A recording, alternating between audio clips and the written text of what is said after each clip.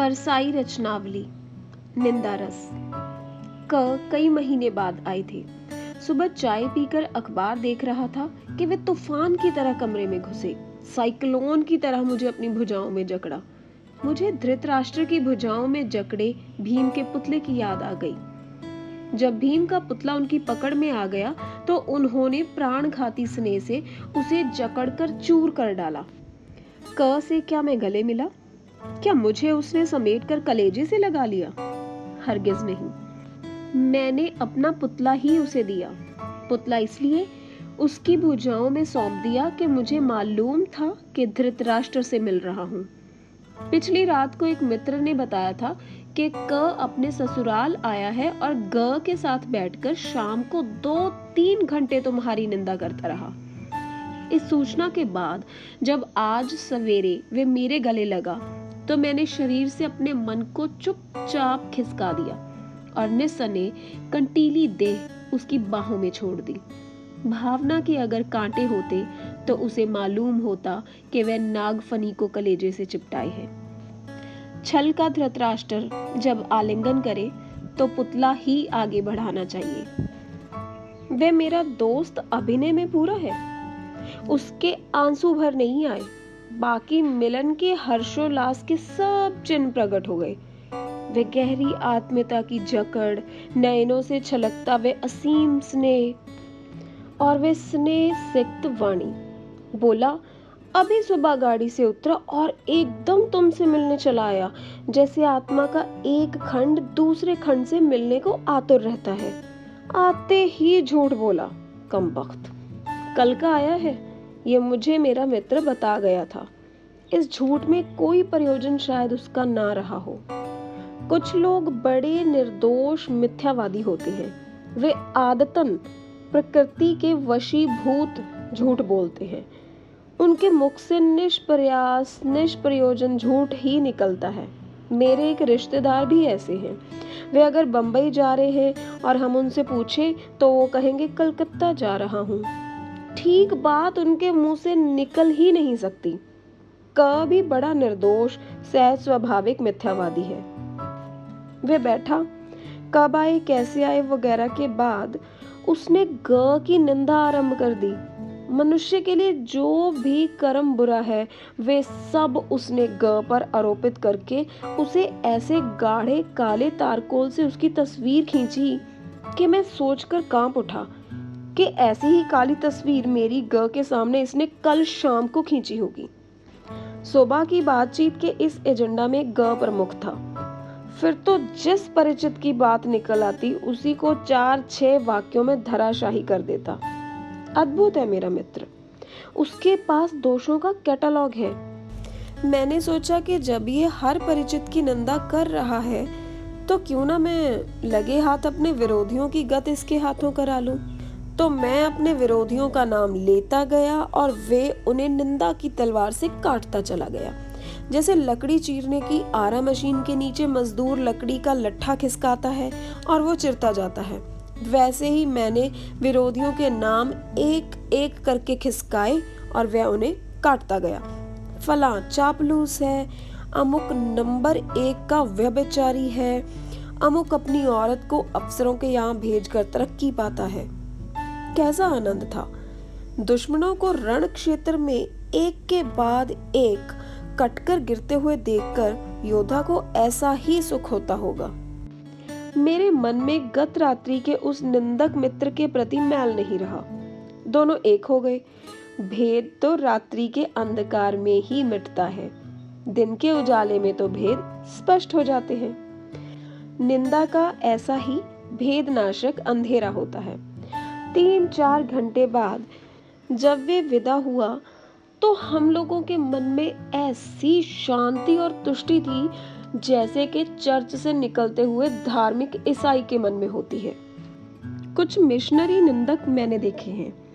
उनका किसी से बैर नहीं, द्वेष नहीं, वे किसी का बुरा नहीं सोचते, पर 24 घंटे वे निंदा कर्म में बहुत पवित्र भाव से लगे रहते हैं।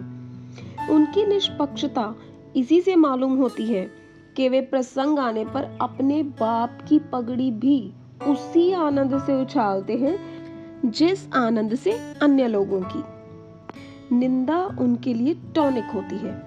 हमारी एक पड़ोसिन वृद्धा बीमार पड़ गई। हमसे पानी मांग कर पीती थी, उठा नहीं जाता था। सहसा किसी ने आकर कहा कि पड़ोसी डॉक्टर साहब की लड़की किसी के साथ भाग गई। बस चाची एकदम उठी और कांपते कांपते 2-4 पड़ोसियों को यह शुभ संवाद अपने व्यक्तिगत कमेंट के साथ सुनाई। उसी दिन से उनकी हालत सुधरने लगी। ट्रेड यूनियन के इस जमाने में निंदकों के संघ बन गए हैं। संघ के सदस्य जहां तहां से खबरें लाते हैं और अपने संघ के प्रधान को सौंपते हैं। ये कच्चा माल हुआ। अब प्रधान उनका पक्का माल बनाएगा और सब सदस्यों को बहुजन हिताय मुफ्त बांटने के लिए देगा। उत्पादन की इस प्रक्रिया को यूं समझ सकते हैं। एक सदस्य ने कहा कि विमला और नरेंद्र ने चुपचाप शादी कर ली। ये कच्चा माल हुआ। अब पक्का माल जो बनेगा वो ये होगा। विमला को 5-6 माह का गर्भ था, इसलिए जल्दी से घबराकर ब्याह कर लिया। ये फुर्सत का काम है, इसलिए जिनके पास कुछ और करने के लिए नहीं होता वे इसे बड़ी खूबी से करते हैं। एक दिन हमसे ऐसे ही किसी अध्यक्ष ने कहा, यार आजकल लोग तुम्हारे बारे में बहुत बुरा बुरा कहते हैं। तो हमने कहा कि आपके बारे में तो मुझसे कोई भी बुरा नहीं कहता, क्योंकि लोग जानते हैं कि आपके कानों में इस तरह का कचरा मजे से डाला जा सकता है। ईर्ष्या द्वेष से प्रेरित निंदा भी होती है। इस प्रकार का निंदक बड़ा दुखी होता है। ईर्ष्या द्वेष से 24 घंटे जलता है और निंदा का जल छिड़क कर कुछ शांति अनुभव करता है। ईर्ष्या द्वेष से प्रेरित निंदा करने वाले को कोई दंड देने की जरूरत नहीं है। वह निंदक बेचारा स्वयं दंडित होता है। आप चैन से सोइए और वह जलन के कारण सो नहीं पाता। और उसे क्या दंड चाहिए? निरंतर अच्छे काम करते रहने से उसका दंड भी सख्त हो जाता है। जैसे एक कवि ने एक अच्छी कविता लिखी, ईर्ष्याग्रस्त निंदक को कष्ट होगा। अब अगर एक और अच्छी कविता लिख दी तो उसका कष्ट दुगना हो जाएगा। निंदा का उद्गम ही हीनता और कमजोरी से होता है। मनुष्य अपनी हीनता से दबता है। वह दूसरों की निंदा करके ऐसा अनुभव करता है कि वे सब निकृष्ट हैं और वे उनसे अच्छा है। उसके अहंग को इससे तुष्टि होती है। बड़ी लकीर को अगर कुछ मिटा दिया जाए तो छोटी लकीर बड़ी बन जाती है। ज्यों-ज्यों कर्म क्षीण होता जाता है, त्यों-त्यों निंदा की प्रवृत्ति बढ़ती जाती है। निंदा कुछ लोगों की पूंजी होती है। बड़ा लंबा चौड़ा व्यापार फैलाते हैं वे इस पूंजी से। आप इनके पास बैठिए और सुन लीजिए, बड़ा खराब जमाना आ गया है, तुमने सुना, ये वो फला अमुक। अपने चरित्र पर आंख डालकर देखने की इन्हें फुर्सत ही नहीं होती। चेखव की कहानी याद आ रही है। एक स्त्री किसी सहेली के पति की निंदा अपने पति से कर रही है। वह बड़ा उचक्का दगाबाज आदमी है, बेईमानी से पैसे कमाता है। कहती है कि मैं उस सहेली की जगह होती तो ऐसे पति को कब का छोड़ देती। तो उसका पति उसके सामने रहस्य खोलता है कि वह स्वयं बेईमानी से इतना पैसा कमाता है। क्या ये सुनकर उसने अपने पति को छोड़ दिया? जी हाँ, वह उसे छोड़कर दूसरे कमरे में चली गई। कभी कभी ऐसा भी होता है कि हमें जो करने की क्षमता नहीं है वे यदि कोई और करता है तो हमारे पिलपिले अहंग को धक्का लगता है। हमें हीनता और ग्लानि आती है। तब हम उसकी निंदा करके उससे अपने को अच्छा समझकर तुष्ट होते हैं।